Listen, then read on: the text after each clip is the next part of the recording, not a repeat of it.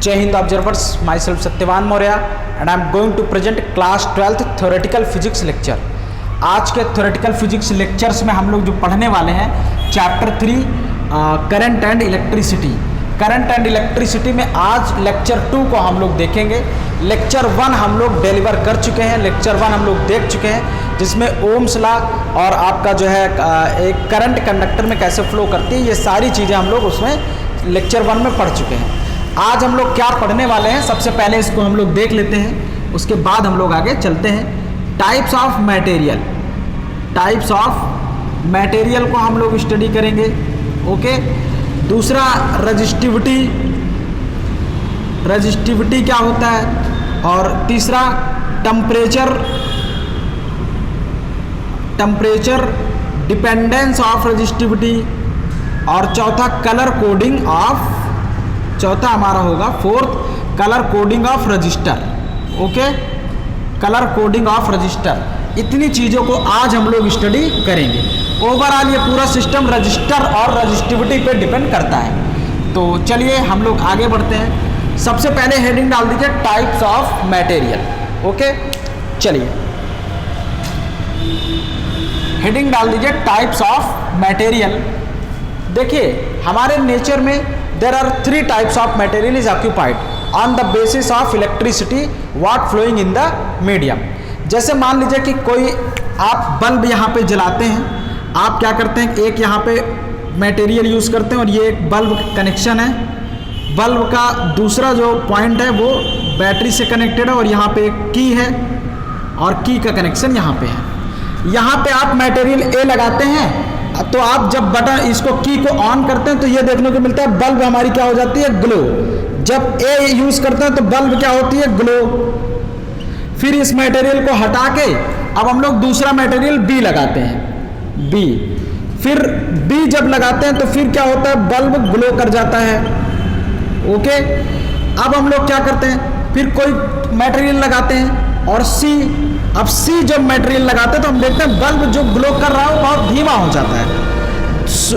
B जो होता है स्लो ग्लो, स्लो ग्लो हो जाता है। फिर इसको हटा के, इसको पूरा हटा के अब हम लोग कोई नया मटेरियल यहाँ पे लाके ऐसे लगा देते हैं। जब कोई नया मटेरियल डी लगाते हैं तो अब हम देखते हैं कि बल्ब क्या कर रहा है, ग्लो कर ही नहीं रहा है, बी नॉट ग्लो, बल्ब नहीं जल रहा है।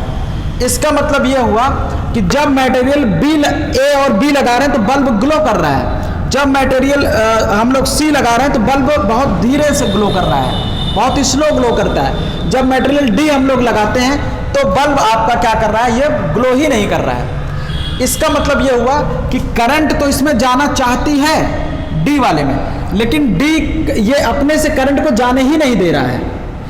बोलो, जब डी अपने से करंट को जाने नहीं दे रहा है तो इसका मतलब डी कौन सा मटेरियल हुआ, नॉट कंडक्टिंग मटेरियल। डी को हम लोग क्या बोलेंगे, नॉट कंडक्टिंग या फिर इंसुलेटिंग मटेरियल। जो मटेरियल अपने से करंट को नहीं जाने देता है, the material which does not allow the current through it itself is known as insulating material. And the material, देखिए ए और बी जब हम लोग यूज करते हैं तो बल्ब ग्लो कर रहा है, इसका मतलब ए और बी आपस में क्या होगा, कंडक्टर। ओके, और जो बहुत ज्यादा करंट नहीं अलाउ करता, बहुत थोड़ी सी करंट अलाउ करता है, उसको हम लोग क्या बोलते हैं, semi conductor. That is called the semi conductor. और जो डी है, जो करंट को अलाउ ही नहीं करता है, उसको हम लोग क्या बोलते हैं, insulator. That is called the insulator. Insulator से करंट कभी भी पास नहीं हो सकती है, कंडक्टर से हमेशा करंट बहुत तेजी से पास हो सकती है। तो अगर आप चाहते हैं कि आप यहाँ पे स्विच है, आपकी स्विच यहाँ पे है और यहाँ पे आप एक बल्ब जलाना चाहते हैं ये, और अगर आप चाहते हैं कि बल्ब हमारी जल जाए यहाँ पे, तो आपको ये जो इनके बीच में जो वायर लगाना पड़ेगा, ये कौन सा वायर लगाना पड़ेगा, कंडक्टिंग। तो कंडक्टिंग वायर लगेगा तभी ये बल्ब क्या होगा, जलेगा, अदरवाइज आपका बल्ब नहीं जलेगा। कंडक्टिंग या सेमी कंडक्टर, सेमी कंडक्टर में बहुत थोड़ी सी बल्ब जलती है। तो इसका मतलब ये हुआ कि जितने भी मटेरियल हैं वो 3 टाइप्स के हैं। पहला आपका कंडक्टर होता है, दूसरा इंसुलेटर होता है और तीसरा आपका सेमी कंडक्टर होता है। तो चलिए अब हम लोग देखते हैं कौन कौन से मटेरियल कंडक्टर हैं, कौन कौन से सेमी कंडक्टर हैं और कौन कौन से इंसुलेटर हैं। तो हेडिंग डाल दीजिए कंडक्टर। कंडक्टर, कंडक्टर मटेरियल क्या क्या होते हैं इसको अब हम लोग देखेंगे। कंडक्टर में आपके आ जाते हैं जैसे silver, gold, copper, aluminium, zinc, iron और कार्बन, जिंक, आयरन। तो ये सब आपके क्या हो गए, मेटल्स हो गए। ओके, इन सब में करंट होके फ्लो होती है। और अब आपका आ जाता है इंसुलेटर। इंसुलेटर में क्या क्या चीज़ें आती हैं, जैसे प्लास्टिक,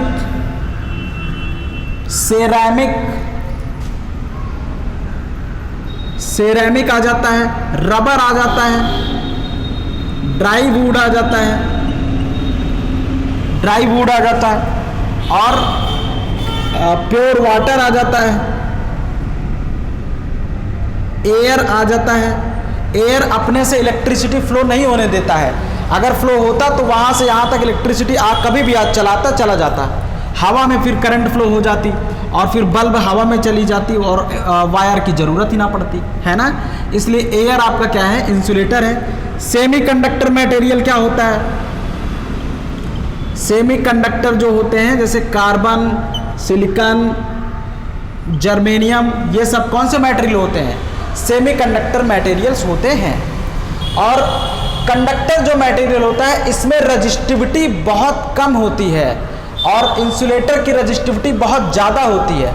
तो रजिस्टिविटी ऑफ द कंडक्टर के पास, अच्छा जैसे आपका ये ग्रीन प्लांट हो गया, ग्रीन प्लांट इसमें लिखिए। ग्रीन प्लांट भी कंडक्टर होता है। अगर आप भीगे हैं तो बहुत तेजी से आपके पास लाइट आ जाएगी। ह्यूमन बॉडी और इंसुलेटर में और एक चीज लिख लो, नेल। आपका जो नेल होता है वो भी, ये नाखून जो होता है ये भी इंसुलेटर होता है, ठीक है। तो ये सब हमारे क्या हो गए, पूरा मटेरियल्स हो गए। अब हम लोग देख लेते हैं रजिस्टिविटी।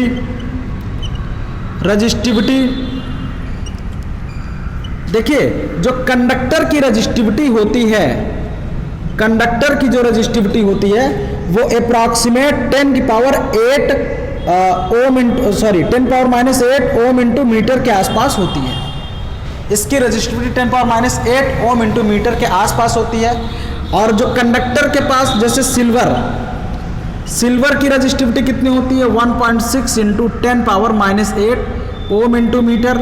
और इसका कॉपर का कितना होता है, 1.7 into 10⁻⁸।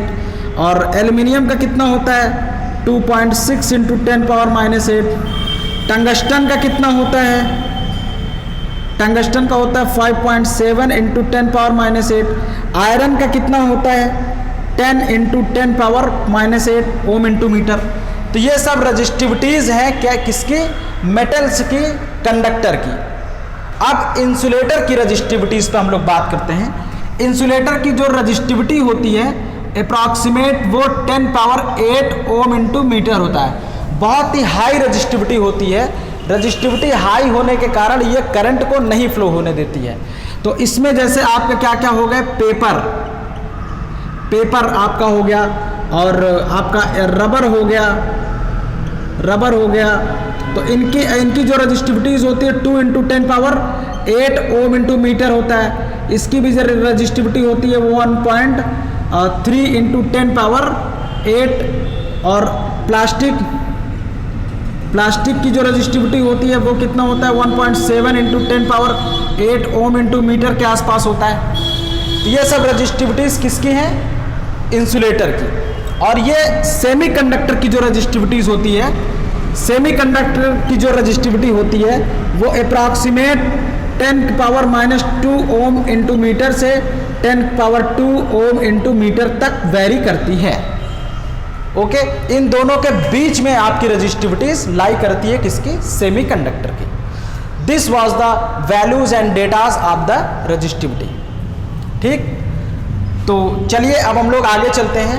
Temperature dependence of the resistivity, ये जो रजिस्टिविटी है क्या टेम्परेचर को बढ़ाने और घटाने से चेंज हो सकती है कि नहीं हो सकती है? तो अब हम लोग उसी चीज़ को देखेंगे, रजिस्टिविटी टेम्परेचर वेरिएशन से उस पर क्या इफेक्ट पड़ता है। तो हेडिंग डाल दीजिए temperature dependence of resistivity, temperature dependence of resistivity, temperature dependence of resistivity.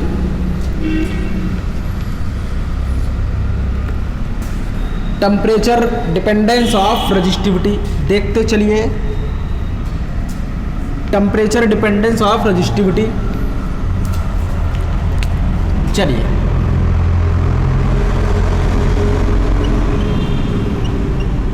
Temperature dependence of resistivity, temperature dependence of resistivity में क्या आएगा, जब हम लोग टेम्परेचर को चेंज करते हैं तो रजिस्टिविटीज़ भी क्या हो जाती है, चेंज हो जाती है। जैसे, और इसका जो चेंज करने का जो फार्मूला होता है resistivity, rho T equal to होता है रो नॉट ब्रैकेट में 1 प्लस अल्फा ब्रैकेट में टी माइनस टी नॉट। ये है रिलेशन, जब टेम्परेचर कुछ कर दोगे, चेंज कर दोगे तो उस हिसाब से रजिस्टिविटी भी आपकी चेंज हो जाएगी।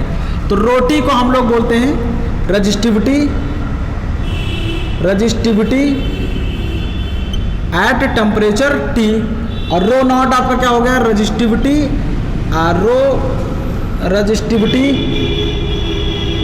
Eight T naught. ये कोई रिफरेंस टेम्परेचर है कोई भी, और अल्फा, अल्फा को हम लोग क्या बोलते हैं, temperature coefficient, temperature coefficient of resistivity. Temperature coefficient of resistivity क्या है, अल्फा। ओके, तो ये हमारा रिलेशन है, और रोटी टेम्परेचर पर और अल्फा पर लीनियरली वैरी करता है। So resistivity, resistivity varies linearly, linearly with temperature. Okay, तो यहां पे देखिए, अब थोड़ा सा हम लोग ग्राफ बनाएंगे टेम्परेचर वेरिएशन का। देखिए इसको बनाते चलिए। ये जो रजिस्टिविटी है सेमीकंडक्टर के लिए है, रो और टी। तो सेमीकंडक्टर के लिए टेम्परेचर इस तरह से आपका सेमीकंडक्टर की रजिस्टिविटी क्या होती है, आपकी डिक्रीज करती है। और मेटल के लिए क्या होता है, मेटल के लिए जो आपकी रजिस्टिविटी होती है वो इंक्रीज करती है। तो ये रो और टी किसके लिए है, मेटल के लिए। ओके, और नाइक्रोम की जो रजिस्टिविटी है, नाइक्रोम, नाइक्रोम की जो रजिस्टिविटी होती है वो ऐसे होती है। तो नाइक्रोम की रजिस्टिविटी हो गई, this is the resistivity of nichrome, rho and T. और सुपर कंडक्टर की रजिस्टिविटी क्या होती है, सुपर कंडक्टर, सुपर कंडक्टर की रजिस्टिविटी इस तरह से होती है ये। तो ये आपकी हो गई सुपर कंडक्टर, सुपर कंडक्टर की रजिस्टिविटी इस तरह से होती है। तो ये सब आप ग्राफ बना लीजिए, ठीक है। अब हम लोग इस ग्राफ की हेल्प से भी थोड़ा सा समझेंगे resistivity of the different materials, resistivity of the different materials. सबसे पहले हम लोग डिस्कस करते हैं क्या चीज़, कंडक्टर का, उसके बाद इंसुलेटर का, उसके बाद हम लोग सेमीकंडक्टर का, ठीक। तो चलिए, एक तो ये आपका टेम्परेचर पर डिपेंड करता है, दूसरा किस पे और डिपेंड करता है वो हम लोग आगे देख रहे हैं, इसको नोट कर लीजिए। चलिए,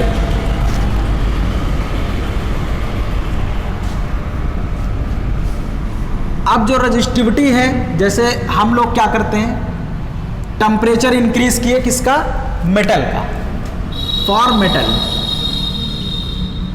मेटल के लिए जो रो का फॉर्मूला होता है m/n² इंटू टाउ। पिछले लेक्चर्स में मैंने इसको बताया है, इसलिए प्रीवियस लेक्चर्स आप जरूर देख लें। इस फार्मूले का डेरिवेशन मैंने वहाँ पे परफॉर्म किया है। Tau is the relaxation time. तो जैसे ये आपके पास मेटल है, मेटल का जब हम लोग टेम्परेचर इंक्रीज करते हैं, जब टेम्परेचर बढ़ाते हैं, तो इसमें ये जो फ्री इलेक्ट्रॉन्स होता है, अब ये जल्दी जल्दी सबसे जाके टकराने लग जाते हैं। All the electrons are collide very fast and within very less time. तो जब टेम्परेचर बढ़ाते हैं तो टाउ जो होता है रिलैक्सेशन टाइम, ये बहुत डिक्रीज करने लगता है। तो रिलैक्सेशन टाइम ध्यान से देखिएगा, जब टेम्परेचर को इंक्रीज करते हैं तो रिलैक्सेशन टाइम क्या होता है, डिक्रीज करता है। लेकिन n की वैल्यू, क्योंकि इसमें पहले से ही n की वैल्यू डेंसिटी फ्री इलेक्ट्रॉन की बहुत ज़्यादा है, तो डेंसिटी क्या होता है, n does not change, already बहुत ज़्यादा है तो n does not change. Okay, नीचे आपका कुछ चेंज नहीं होगा। तो इस पूरे फार्मूले में केवल टेम्परेचर बढ़ाने से एक चीज़ चेंज होगी, वो है रिलैक्सेशन टाइम, और वो भी टेम्परेचर बढ़ाएंगे तो रिलैक्सेशन टाइम क्या हो जाएगा, घट जाएगा। तो जब हम लोग टेम्परेचर, अब यहाँ पे देखिए, जब ये घटेगा तो ये क्या हो जाएगा, बढ़ जाएगा। If this quantity is decreases then it must be this quantity will be increases. So T increases, so rho increases for metal.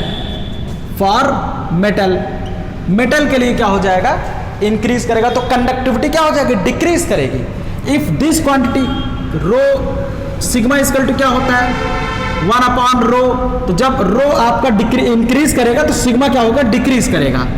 तो ये आपका क्या हो जाएगा, for metal sigma equal to आपका डिक्रीज करेगा, कंडक्टिविटी डिक्रीज करेगी। तो जब किसी भी वायर में करंट फ्लो हो रहा है, अगर उसके टेम्परेचर को हम लोग इंक्रीज कर देंगे तो कभी भी उस वायर में अब धीरे धीरे क्या हो जाएगी, करंट की वैल्यू डिक्रीज करने लगेगी। करंट की जैसे 5 एम्पियर फ्लो हो रहा था, आपने उसको टेम्परेचर को गर्म कर दिया, तब उसमें 4 एम्पियर 3 एम्पियर वैल्यूज डिक्रीज करने लग जाएगी। क्यों, क्योंकि कंडक्टिविटी उसकी कम हो रही है। इस फार्मूले से, इस कॉन्सेप्ट से आप समझ लीजिए। उल्टा अब हम लोग चलते हैं इंसुलेटर में, और यहाँ पे देखिए मेटल के केस में क्या हो रहा है, रजिस्टिविटी बढ़ रही है। ये देखिए, जैसे जैसे टेम्परेचर बढ़ा रजिस्टिविटी बढ़ रही है और कंडक्टिविटी क्या होती है, डिक्रीज करती है।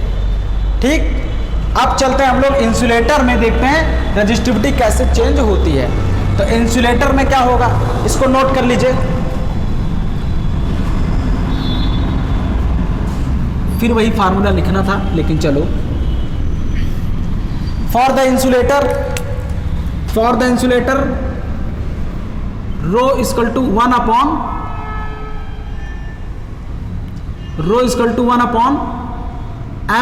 Upon n e square into tau. देखिएगा, rho equal to m upon n e square tau. Insulator के केस में क्या होता है, फॉर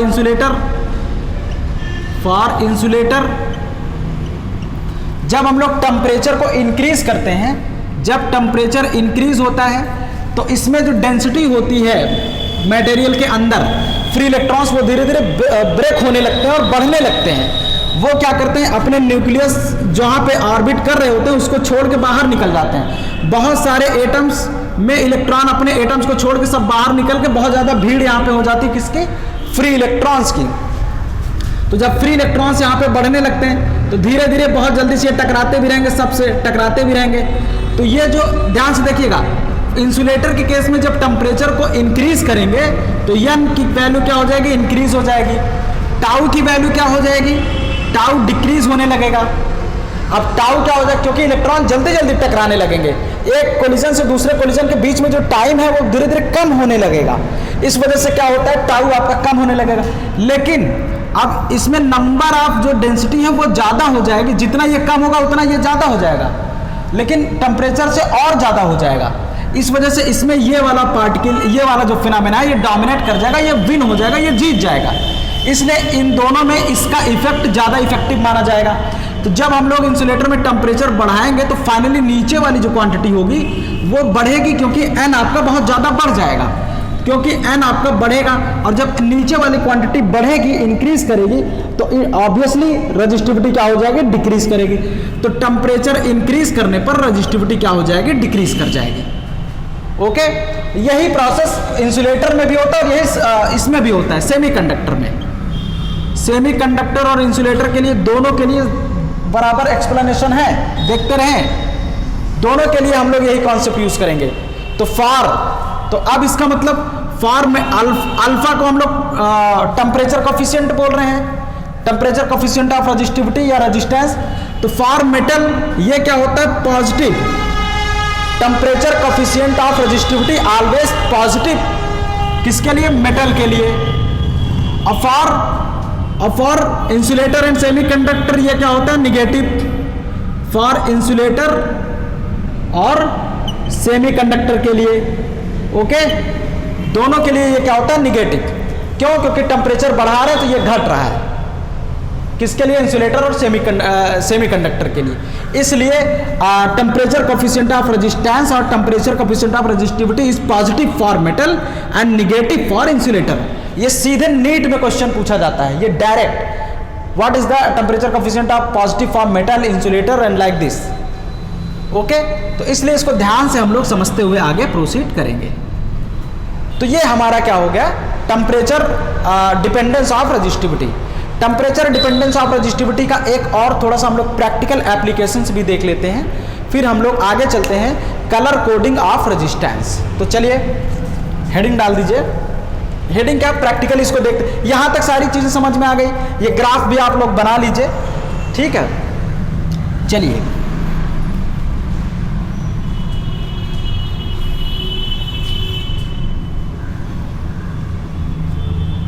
हाँ, देखिए जो आपके बल्ब में होता है, बल्ब जो होता है, इलेक्ट्रिक बल्ब में जो फिलामेंट होता है वो किसका बना होता है, टंगस्टन का।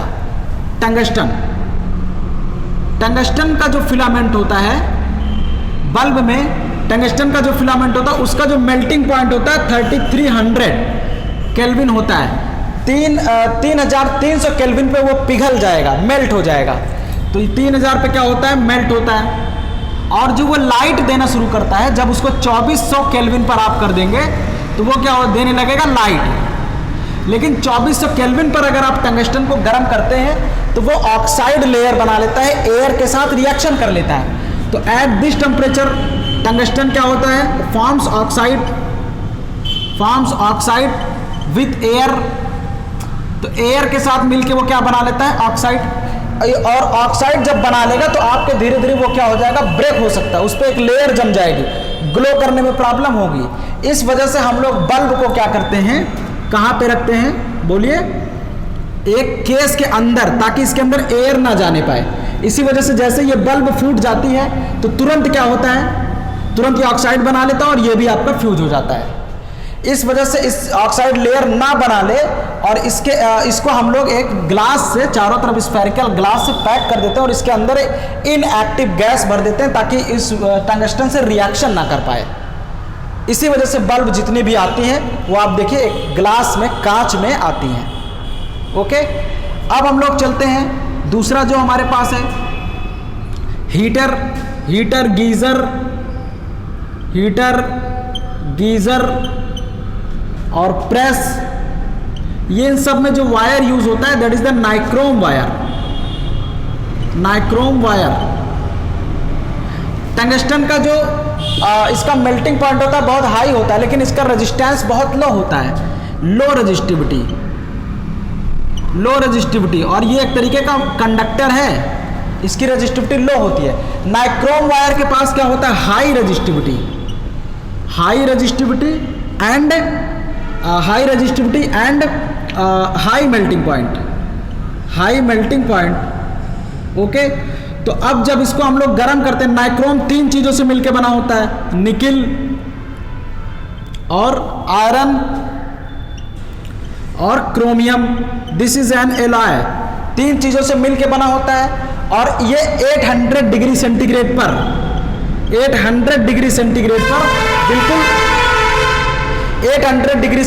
पर बिल्कुल ये रेड कलर का हो जाता है। बहुत ज़्यादा ये लाइट देने भी लगता है और बहुत ज़्यादा हीट भी हो जाता है। तो हीटिंग इफेक्ट आपको तभी मिलेगा जब रेजिस्टेंस बहुत हाई होगा।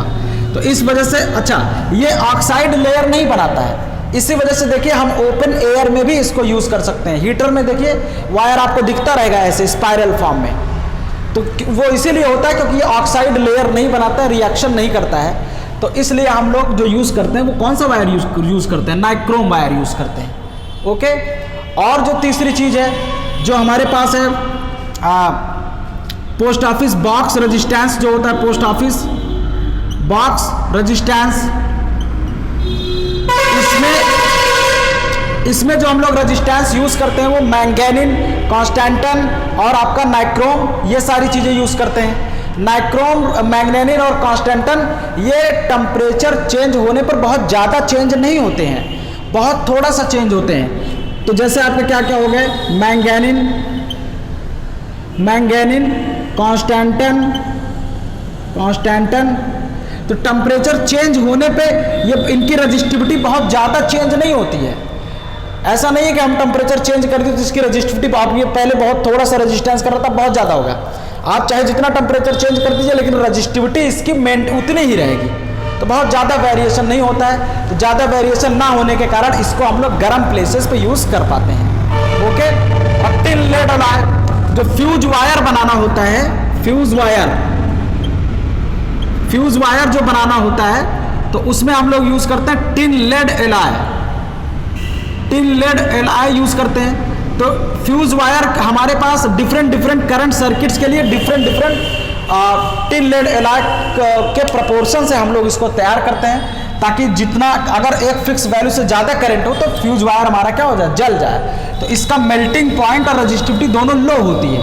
तो इसकी लो होती है रजिस्टिविटी, आर क्या होना चाहिए, लो, और मेल्टिंग पॉइंट भी क्या होना चाहिए, लो। अगर हाई ले लेंगे तो ये जलेगा ही नहीं, और जब जलेगा ही नहीं तो इसका मतलब ये क्या हो जाएगा, हमारे लिए नुकसान कर सकता है। इसलिए फ्यूज वायर जब भी लीजिए तो हमेशा लो मेल्टिंग पॉइंट और लो रजिस्टिविटी का हम लोग लेते हैं।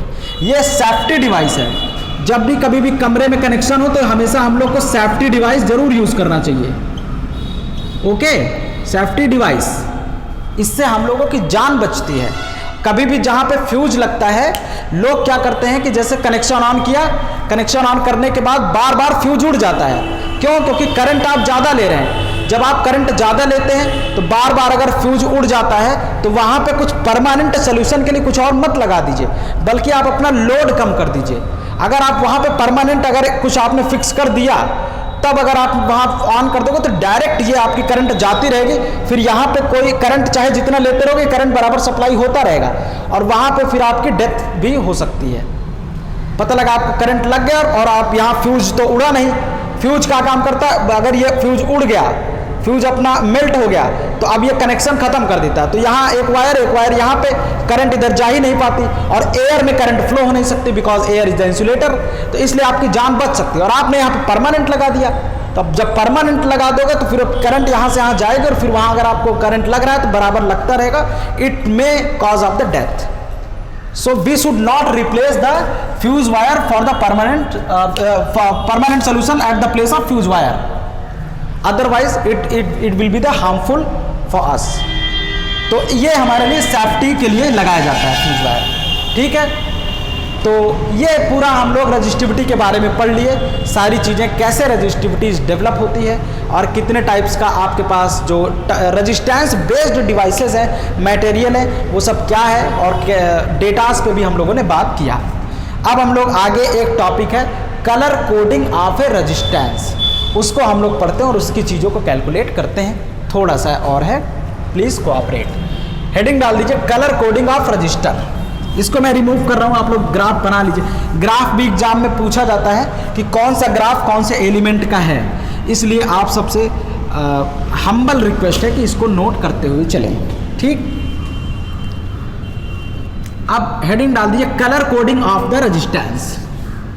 Colour coding of the resistance,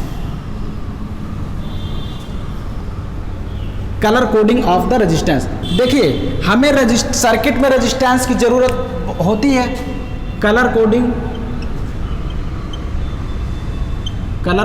of resistance, colour coding of resistance. देखिए, हमें जैसे हम लोग सर्किट यूज करते हैं, रेजिस्टेंस जो होता है हमेशा सर्किट में करंट को कंट्रोल करने के लिए यूज होता है। जैसे सपोज दैट आपने 10 वोल्ट यहाँ पे लगाया, ओम्स लॉ के हिसाब से V = I × R होता है, आपको इधर भी 10 लेके आना पड़ेगा। तो आपकी करंट कितनी फ्लो हो रही है, 5, और रेजिस्टेंस आपने कितना लगाया सर्किट में, 2। ऐसे आप देख सकते हैं, जैसे ये आपका रेजिस्टेंस है और ये आपने एक बैटरी लगाया हुआ है, 10 वोल्ट आप यहाँ पे सप्लाई कर रहे हैं और रेजिस्टेंस कितना है, 2, करंट कितना है, 5। आप चाहते हैं कि सर्किट में करंट कम कर दिया जाए, आप चाहते हैं कि कितना करंट हो जाए, 2 एम्पियर। तो अगर 2 एम्पियर करंट करना है तो रजिस्टेंस आपको 2 के प्लेस पे क्या लगाना पड़ेगा, 5। आप 5 रजिस्टेंस लगा दो। तो अब R इक्वल टू जब 5 ले लोगे और करंट कितना ले लोगे, 2, तब भी कितना हो जाएगा, 10, तो भी आपका मैनेज हो जाएगा। इसका मतलब ये हुआ कि सर्किट में रजिस्टेंस जो हम लोग यूज करते हैं वो करंट को कंट्रोल करने के लिए यूज होता है। तो रजिस्टेंस कंट्रोल करने के लिए यूज होता है, तो डिफरेंट प्लेसेस पे डिफरेंट वैल्यू ऑफ रजिस्टेंस की हमें रिक्वायरमेंट होती है। तो अब मार्केट पे जाएंगे, सपोज दैट हमको 15 ओम की जरूरत है। अब मार्केट में हम कैसे जाएंगे, कौन सा रजिस्टेंस लेके आएंगे, तो ये चीज हम लोग कैसे फाइंड करते हैं मार्केट से, कैसे हम लोग बताएंगे कि हमें यही वाला रेजिस्टेंस चाहिए। तो फॉर द कॉमर्शियल पर्पस हम लोग कैसे इसको पूरा मार्केट में अवेलेबल कराते हैं, क्या देख के हम लोग 15 ओम का रेजिस्टेंस लेके आएंगे, अपने नीड को फीड कर पाएंगे। ठीक है, इसी के लिए हम लोग आगे अब बढ़ रहे हैं, देखिएगा।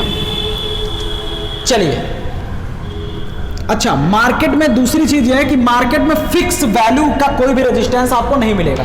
अगर आप मार्केट में हमेशा जैसे range of the resistance available होता है, जैसे यहाँ से 10 से 20 तक अगर रेजिस्टेंस वर्क करता है, 15 ओम का रेजिस्टेंस चाहिए तो भी आपको यही वाला रेजिस्टेंस लेके जाना पड़ेगा, 11 ओम का चाहिए तो भी यही लेके जाना पड़ेगा, 12 ओम का चाहिए तो भी, 19 ओम का चाहिए तो भी, 20 का चाहिए तो भी, यही रेजिस्टेंस ही सब के लिए काम करेगा। ओके, अब आप सोचोगे कि 15 ओम का रेजिस्टेंस अलग से एक पर्टिकुलर 15 ओम की वैल्यू का रेजिस्टेंस, तो वो मार्केट में नहीं अवेलेबल होता है, वो कंपनी बनाती ही नहीं है। सिंगल वैल्यूज के लिए रेजिस्टेंस नहीं बनता है। Resistance always from the range of the values of the resistance. तो अब हम लोग देखते हैं कि हम लोग जब मार्केट में जाएंगे तो हम लोग कैसे डिसाइड करेंगे कि हमें यही वाला रेजिस्टेंस चाहिए। मान लो हमें 100 ओम का रेजिस्टेंस चाहिए और कोई बोल रहा है भैया हमारे पास 110 ओम का है, तो क्या हम इसको ले के रहने दें, बोलो, जिससे हमारी 100 ओम की रिक्वायरमेंट पूरी हो जाए। तो वही चीज हम लोग देखने चल रहे हैं कि आखिर मार्केट में रेजिस्टेंस बिकता कैसे है, क्या चीजें देख के, क्या सिंबल, क्या स्ट्रैटेजी बेचने की होती है। तो इस चीज को हम लोग समझते हैं, आखिर कंपनी कैसे रेजिस्टेंस बनाती है। तो चलिए, इसके लिए हम लोग कलर कोडिंग सिस्टम होता है, कलर कोडिंग सिस्टम से रेजिस्टेंस बिकता है, मार्केट में अवेलेबल होता है। तो कलर कोडिंग में सबसे पहले आप लिख लीजिए, कलर कोडिंग में हम लोग डिस्कस करेंगे carbon composition resistance, carbon composition register, composition register, carbon composition register में, रजिस्टर स्पेलिंग गलत हो जा रही है, रजिस्टर, कार्बन कंपोजिशन रजिस्टर में हम लोग जब बड़ी वैल्यूज को यूज करना होता है, जब बड़े बड़े रेजिस्टेंस को रिक्वायरमेंट होती है, तो उसमें कार्बन कंपोजिशन रेजिस्टेंस यूज करते हैं। जब बहुत छोटी छोटी वैल्यूज जैसे 1 ओम, 2 ओम, 3 ओम, तो इसके लिए वायर बाउंड रेजिस्टेंस यूज करते हैं। वायर बाउंड जो रेजिस्टेंस यूज होता है, वायर बाउंड रेजिस्टेंस जो यूज होता है, वायर बाउंड रेजिस्टेंस जो यूज होता है, उसमें आपके मैंगैनिन को कभी यूज कर लेते हैं, कभी कॉन्स्टेंटन को यूज कर लेते हैं, कॉन्स्टेंटन, और कभी नाइक्रोम को यूज कर लेते हैं। Sometimes we use the nichrome, constantan and manganin, okay, but for the large value of the resistance we use the carbon composition resistance, and the carbon composition resistance have color coding pattern which is as following. So please note it down, color and number, इसको लिखते चलें, और tolerances. चलिए, colour में आप सबसे पहले लिखिए black, brown, red, orange, yellow,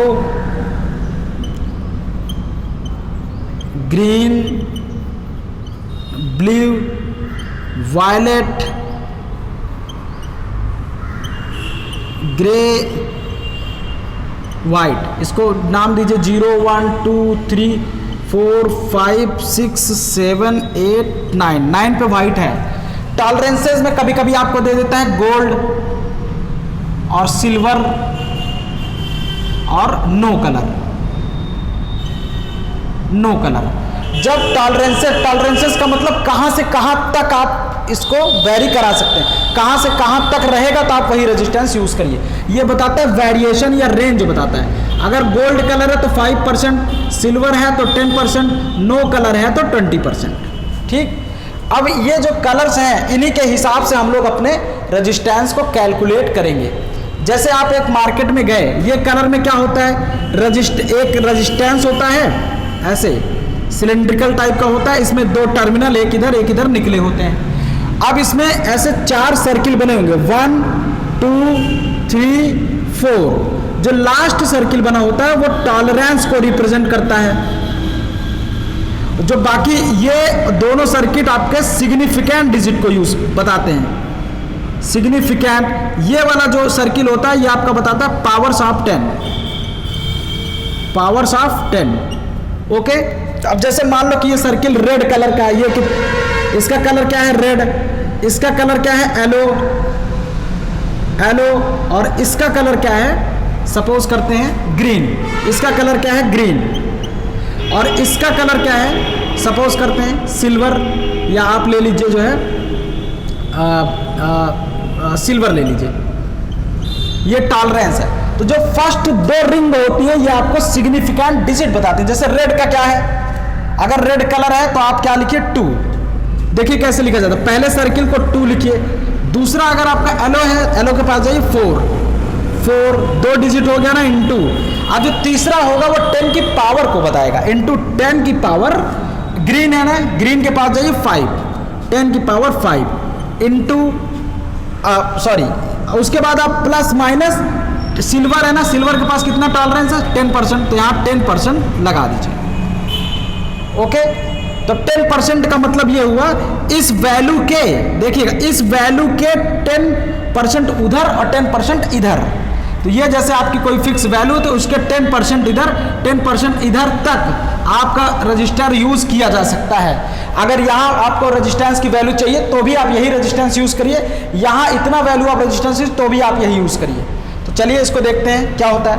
24 आ गया ना, तो 24 10 की पावर 5 है, 1 2 3 4 5 प्लस माइनस 10%, प्लस माइनस 10%।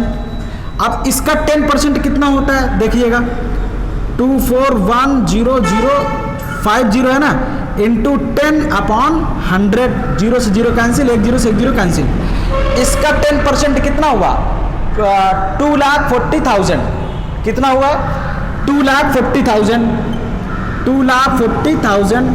10% आ गया ना, तो इसमें इतना ऐड भी करिए और इतना सब्ट्रैक्ट भी करिए। चलिए तो कितना आ जाएगा, 2 4 4 0 1 2 3 4 5। अब इसमें ऐड करिए कितना, 2 4 0 0 0, 4 0 आप लगाइए, ऐड करिए 0 0 0 0 4 4 2 6 2, इतना ले लेंगे। और अब इसमें से इसको सब्ट्रैक्ट भी कर दीजिए, 0 0 0, ये 0 0 0 0, तो अब देखिएगा क्या आएगा, 0 0 0 0, 4 0 तो वैसे ही चला जाएगा। अब कितना बचा, यहाँ 10 में से 4 गया, कितना हुआ 6, यहाँ 3 बचा, 3 में से 2 गया 1, 2 तो पहले है, 216। तो आपका जो रेजिस्टेंस होगा वो यहाँ से यहाँ तक यूज किया जा सकता है। देख लीजिए 64 से 64 से 16 तक इतना हम लोग यूज कर सकते हैं। ठीक, अब दूसरा एक क्वेश्चन हम लोग थोड़ा सा, ये तो बहुत ज़्यादा बड़ा हो गया, दूसरा हम लोग एक लेके देखते हैं, सेकंड एग्जाम्पल। छोटे, अब इस बार छोटी वैल्यू हम लोग लेंगे। देखिएगा, सपोज दैट मार्केट में आप गए, आपको आपने बोला हमको भैया रेजिस्टेंस चाहिए, आप बोलोगे कि हमको जो है सपोज दैट 2400 का रेजिस्टेंस चाहिए, 2400 ओम, या उन्होंने एक रेजिस्टेंस दिखा दिया, बोला भैया आप इसमें से सेलेक्ट कर लीजिए। तो आप जाओगे तो उसमें ऐसे रिंग बना रहेगा 1 2 3 4। सपोज दैट ये वाला रिंग बना है, कितना, इस वाले की वैल्यू है ब्लू, ये ब्लू कलर है, ये वाला कौन सा कलर है, वायलेट कलर है, या इसको हम लोग ले ले येलो कलर, और ये वाला कौन सा कलर है, और रेड कलर है, या इसको हम लोग ले ले ब्राउन कलर, ये वाला कौन सा, ब्राउन, और ये जो आपका है ये है गोल्ड। ऐसे आपको 4 कलर दिया है, ब्लू, येलो, ब्राउन, गोल्ड। तो ब्लू के पास चलिए, ब्लू का पहला क्या है 6, येलो का क्या है 4 इंटू 10 की पावर ब्राउन का कितना है 1, तो 1 का मतलब 10 ही रहेगा, प्लस माइनस गोल्ड का कितना होता है 5%।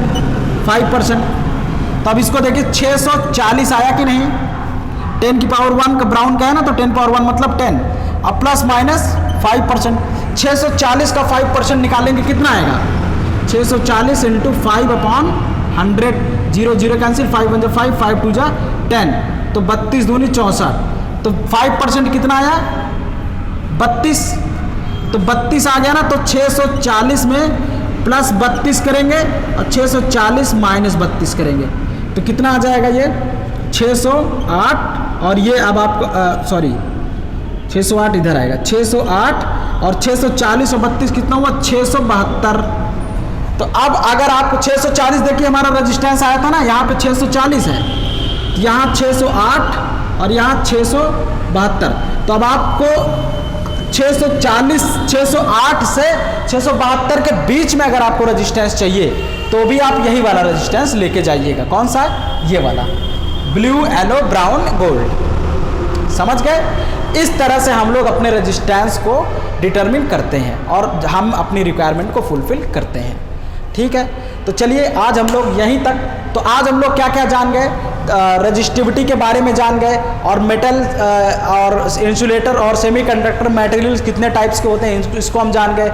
उन रजिस्टिविटीज़ की वैल्यूज़ को भी जान गए कि किसी भी मटेरियल में जो रजिस्टिविटी होती है उनकी वैल्यूज़ क्या क्या होती है, और मार्केट से हम लोग रजिस्टेंस कैसे खरीदेंगे इसको भी हम लोग सीख गए कि जब अगर ऐसा होता है तो हम लोग इस तरह से अपनी रिक्वायरमेंट को फुलफिल करेंगे। तो काफ़ी सारी चीज़ें रजिस्टेंस के बारे में हम लोग जान गए। बल्ब में जो ग्लास लगा होता है क्यों लगा होता है, नाइक्रोम वायर जो हम लोग हीटर में यूज़ करते हैं वो क्यों यूज़ करते हैं, ये सारी चीज़ों के बारे में हम लोग आज अपने इस लेक्चर्स में कवर कर चुके हैं। तो आपसे रिक्वेस्ट है कि आप इस लेक्चर्स को जो भी चीज़ें समझ में ना आई हो आप कमेंट बॉक्स में ज़रूर बोल दीजिएगा, और बाकी इसको आप रिवाइज करते रहिएगा। और मिलते हैं अब आपसे अगले लेक्चर्स में नए टॉपिक के साथ, क्योंकि हमें उसके बाद एनर्जीज़ वगैरह भी डिस्कस करना है कि जब हम लोग बल्ब जलाते हैं तो कितनी एनर्जीज़ यूज़ होती हैं। जैसे आपके घर बिजली बिल आता है ना, तो उसमें आप पैसा देते हैं तो क्या देख के कितना पैसा आपको पेमेंट करना पड़ेगा, पावर हो गया, एनर्जी हो गई, वर्क हो गया, ये सारी चीज़ें इलेक्ट्रिकल सिस्टम के लिए हम लोग स्टडी करेंगे इसके बाद वाले लेक्चर्स में। तो आप लोग तब तक वेट करते रहिए और ये चीज़ आप पढ़ते रहिए। चलिए, जय हिंद, और मुझे अब इजाज़त दीजिए। Thank you for join me, thank you for watching me, thank you.